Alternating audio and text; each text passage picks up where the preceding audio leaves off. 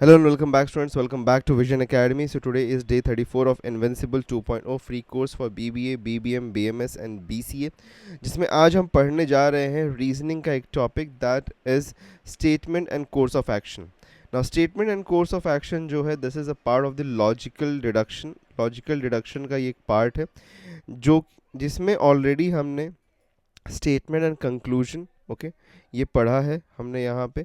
साथ में हमने इसमें स्टेटमेंट एंड अजम्पशन भी पढ़ा हुआ है.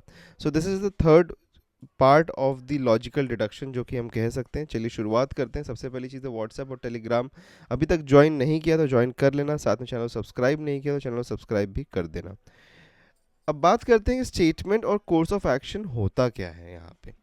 तो स्टेटमेंट ऑफ और अजम्पशन हमने देखा था कि उसमें हम ये चीज़ को देखते हैं कि क्या चीज़ को हम अज्यूम कर सकते हैं, what can we assume to answer the question. अब स्टेटमेंट और कोर्स ऑफ एक्शन भी कुछ उसी तरीके से होता है. तो स्टेटमेंट और कोर्स ऑफ एक्शन में होता क्या है कि हमारे पास में एक स्टेटमेंट दिया होता है और हमारे पास में यूजुअली दो कोर्स ऑफ एक्शंस दिए होते हैं. ठीक है, तो बेस्ड अपॉन द स्टेटमेंट हमको रीड करके स्टेटमेंट को ये चीज़ को फाइंड करने की ज़रूरत पड़ती है कि अगर ये इवेंट हो रहा है, if the event takes place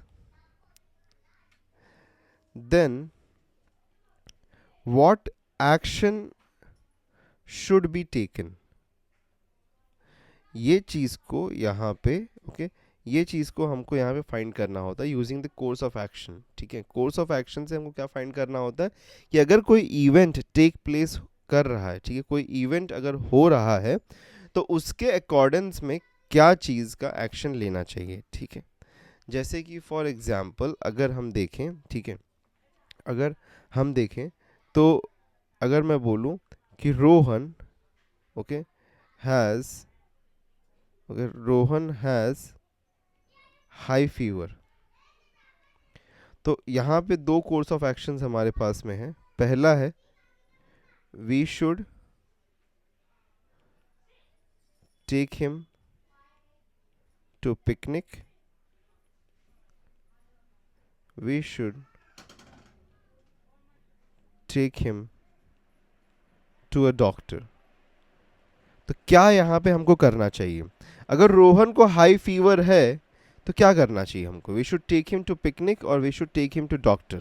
okay, what should be the course of action? तो लॉजिकल सेंस में तो यही बनता है भाई कि अगर किसी को हाई फीवर है तो उसको पिकनिक पे तो नहीं लेके जाने की ज़रूरत है, उसको डॉक्टर के पास लेके जाने की ज़रूरत है. तो यही होता है हमारा कोर्स ऑफ एक्शन. ठीक है, कि अगर किसी को मतलब कुछ हुआ है या फिर certain kind of an incident or event is taking place, so what should be the action that we should be taking according to it. Okay, चलिए हमारे पास में कुछ क्वेश्चंस हैं, उसको हम करते हैं, थोड़ा सा आपको और बेटर अंडरस्टैंडिंग होगा और टॉपिक को आप अच्छी तरीके से अंडरस्टैंड करेंगे. पहला है हमारे पास में, first one is, it is necessary to adopt suitable measure to prevent repetition of the bad debts by learning from the past experiences of mounting non-performing assets of the bank. Okay, तो banks में जो non performing assets है, मतलब कि एक ऐसे assets जो कि बिल्कुल भी यूज़ नहीं आ रहे हैं, तो इसके लिए बैंक्स को यहाँ पे to adopt to the suitable suitable measures adopt करने चाहिए to avoid the to prevent repetition of the bad debts. Okay, तो जो भी बैड डेट्स हो रहे हैं उसका रेपिटेशन नहीं हो, इसके लिए इसको मेजर्स लेने चाहिए. तो कोर्स ऑफ एक्शंस क्या क्या हो सकते हैं देखते हैं. Before granting loan to customers their eligibility for the loan should be evaluated strictly. Loan देने से पहले किसी भी इंडिविजुअल को उसका एलिजिबिलिटी को चेक करना चाहिए हमको. दूसरा है to ensure the payment of the installments of the loan. The work for which loan was granted should be supervise minutely on regular basis. तो जिस काम के लिए लोन दिया गया था उस काम को भी सुपरवाइज करना चाहिए बैंक को. तो क्या ये राइट कोर्स ऑफ एक्शन हो सकता है टू अवॉइड बैड डेट्स? ठीक है, बैड डेट्स का एक्यूमुलेशन ना हो, तो क्या ये दोनों ही यहाँ पे कोर्स ऑफ एक्शंस राइट हो सकते हैं या फिर आइदर वन राइट हो सकते हैं क्या? देखो, पहली चीज़ तो एकदम 100% राइट है. किसी को लोन देने से पहले भाई देख लो कि क्या वो पर्सन सही है, एलिजिबल है कि नहीं, वो भर सकता है कि नहीं. ये तो 100% राइट है, ये तो कोर्स ऑफ एक्शन किया ही जाना चाहिए. और दूसरी चीज़ कि जब to ensure the payment of the installments of the loan ठीक है, लोन के पेमेंट जो इंस्टॉलमेंट पेमेंट्स है वो सही तरीके से आते रहे, तो उसके लिए जिस काम के लिए लोन को लिया गया था वो कैसे चल रहा है उसको भी रेगुलर बेसिस पे उनको चेकआउट करना चाहिए, दैट इज़ ऑल्सो राइट। तो ये भी दोनों ही चीज़ों को उनको करना चाहिए, तो इसलिए therefore option E both follows, ठीक है, दोनों ही कोर्स ऑफ एक्शंस यहाँ पे राइट है in accordance to the statement, ठीक है। नेक्स्ट आगे बढ़ते हैं। The sale of a particular product, the sale of a particular product has gone down considerably, causing great concern to the company. तो एक कंपनी है जिसका प्रोडक्ट का जो सेल था बहुत ही ज़्यादा डाउन चला गया है, ठीक है। कोर्स ऑफ एक्शंस क्या क्या हो सकते हैं? The company should make proper study of the rival products in the market, तो जो उनका राइवल प्रोडक्ट है जो ज़्यादा बिक रहा है उसका एक प्रॉपर स्टडी कंडक्ट करना चाहिए उनको। दूसरा है कि the price of the product should be reduced and quality improve, तो जो प्रोडक्ट नहीं बिक रहा है उसका प्राइस कम कर देना चाहिए और क्वालिटी को इम्प्रोवाइज कर देना चाहिए। तो पहला जो यहाँ पे है कि अगर उनका सेल्स उनका सेल्स कंसिडरेबली डाउन गया है, अगर उनका सेल्स कंसिडरेबली डाउन है तो उनको पहली चीज़ तो राइवल प्रोडक्ट का स्टडी करना चाहिए, ये बात सही है। सेकेंड अगर हम बात करें, ठीक है, सेकेंड अगर हम बात करें तो price of the product should be reduce and the quality improved. देखो इसके बारे में हम कुछ कह नहीं सकते बिकॉज हमको ये नहीं पता कि उनका शायद से हो सकता है कि प्रोडक्ट का प्राइस ऑलरेडी लो हो लेकिन फिर भी ना बिक रहा हो, so we can not directly say that कि कोई भी अगर चीज़ बिक नहीं रही तो उसका ये मीनिंग नहीं है कि प्राइस गिरा दो और क्वालिटी इंप्रूव कर दो तो बिकना शुरू हो जाएगा।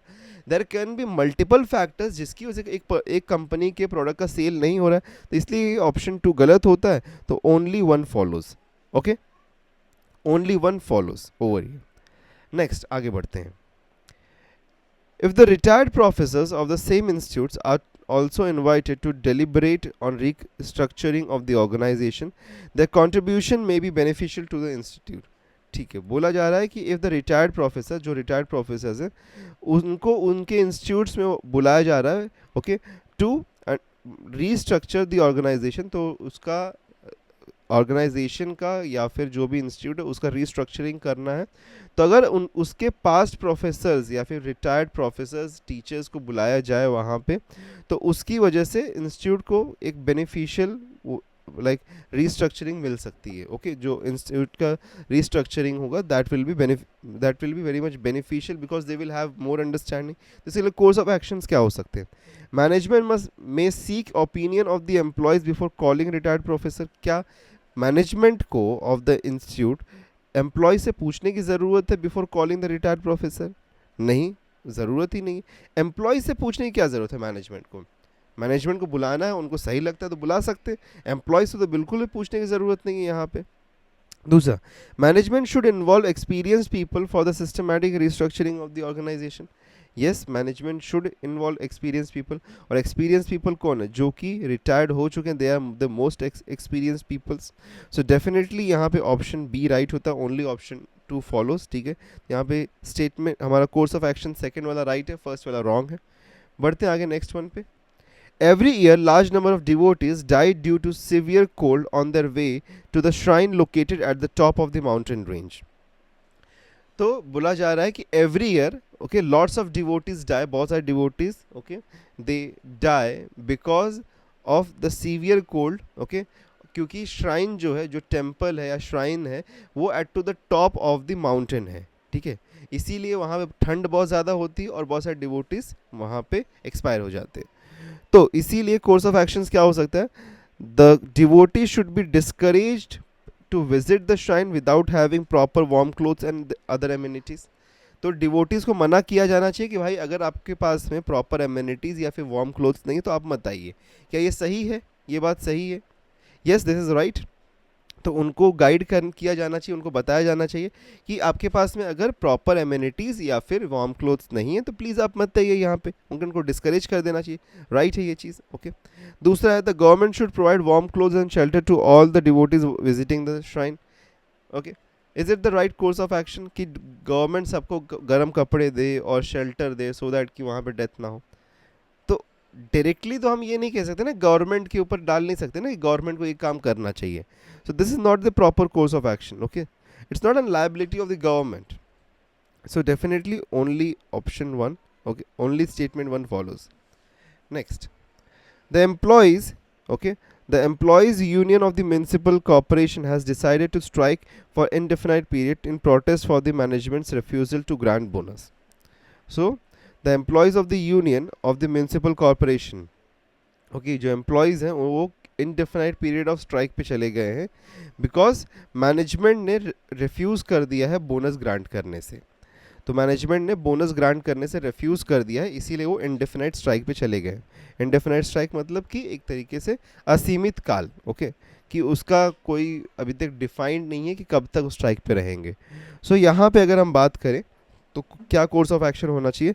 The government should immediately pay ex gratia grant to the municipal corporation to grant bonus to its employees. देखो, कोई भी चीज़ होती है तो तुरंत उसका पहला कोर्स ऑफ एक्शन ये नहीं होता कि गवर्नमेंट उसमें कुछ करना शुरू कर दे. ठीक है, तो हम गवर्नमेंट पे तो नहीं डाल सकते. ठीक है, कोर्स ऑफ एक्शन को डायरेक्टली पहली चीज़ है कि गवर्नमेंट पे नहीं डाला जा सकता कि गवर्नमेंट तुरंत एक्स ग्रेशिया ग्रांट को म्यूनसिपल कॉर्पोरेशन को दे दे, जो कि जिसकी वजह से फिर उनको बोनस मिल जाए. तो ये नहीं किया जा सकता. The striking employees should be persuaded to defer the strike notice.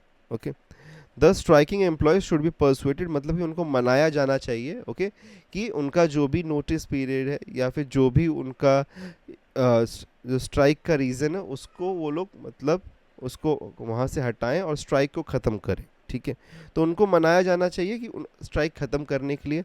ये चीज़ राइट है. ठीक है, मैनेजमेंट को ये कोशिश करनी चाहिए यहाँ पे. सो डेफिनेटली यहाँ पे ओनली स्टेटमेंट 2 फॉलोज. ठीक है, नेक्स्ट है, if it is reported that the vitamin E, okay, present in the fresh fruits and vegetables is beneficial for human body, capsuled vitamin E does not have the same effect on the vitamin E. Okay, बोला जा रहा है कि it is reported that the vitamin E present in the fresh fruit and vegetables are beneficial for human body, और capsuled vitamin E does not have the same effect on the human body. Okay, तो vitamin E जो कि आपको fresh fruit और vegetable से मिलेगा वो ज़्यादा फ़ायदेमंद होता है, ज़्यादा आपको आपके लिए मतलब आपके बॉडी के लिए अच्छा होता है then the capsuled vitamin E. Okay, vitamin E का जो कैप्सूल्स होता है. तो पहला कोर्स ऑफ एक्शन यहाँ पे क्या सजेस्ट किया जाए? The sale of the capsuled vitamin E should be banned. क्या को जो हमारा कैप्सूल है विटामिन ई का उसको बैन कर देना चाहिए इस रीज़न से? नहीं, बैन नहीं किया जाना चाहिए. The reason for that is because उसकी जब भी ज़रूरत पड़ सकती है. अब वो लेस इफेक्टिव है, ये बात एग्रीएबल है, लेकिन बैन करना ये एग्री नहीं किया जा सकता ना कि just because it is less effective. तो इसीलिए ये तो गलत होता है. People should be encourage to take fresh fruits and vegetables to meet the body's requirement of the vitamin E. Yes, ये तो राइट है. पीपल को एनकरेज किया जाना चाहिए. तो ऑप्शन 2 यहाँ पे state course of action second right है, तो इसलिए ऑप्शन बी राइट ऑप्शन बनता है. ठीक है, नेक्स्ट आगे बढ़ते हैं. नेक्स्ट है, a large number of people visiting India from country X have been tested positive for carrying viruses of a killer disease.